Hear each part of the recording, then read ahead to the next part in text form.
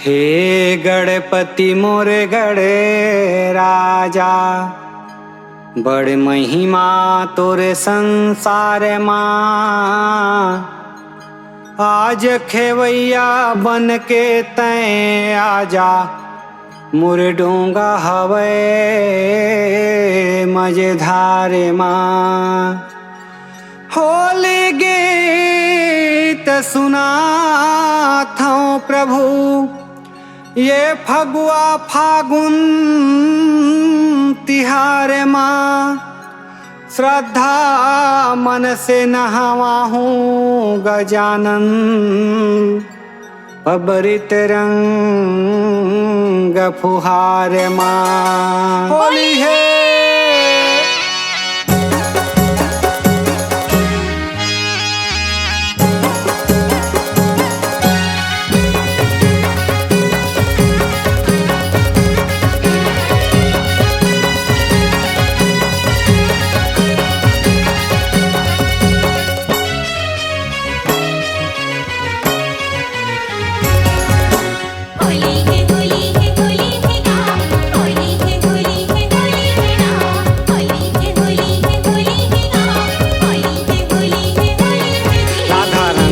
कृष्ण रंग मा सब खेले जी होली फागुन मा। सब गोपी नाचे बंसी धुन मा, राधा कृष्ण आवे मधुबन मा। संगी जहुरिया रंगे लगाबो, दीदी बहनी भाई भैया मनाबो, मताए नगाड़ा के धुन मा। होली है राधा रंग थे कृष्ण रंग मा, सब खेले जी होली फागुन मा। सब गोपी नाचे बंसी धुन मा, राधा कृष्ण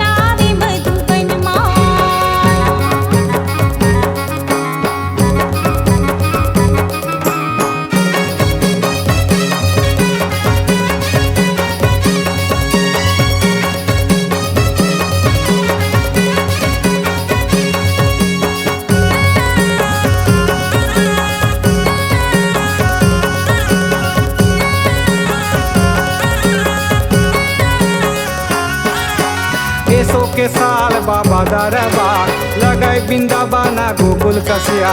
ईशन के नैया होली खेलेला, आही जी हमरे गाँव धनोरा।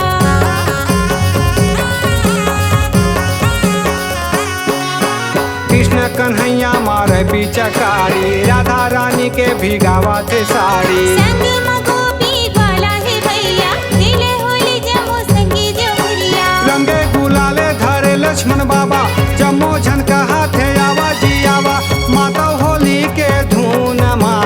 होली है राधा रंगा थे कृष्ण रंग मा, सब खेले जी होली फागुन मा। राधा रंगा थे कृष्ण रंग मा, सब खेलो जी होली फागुन मा।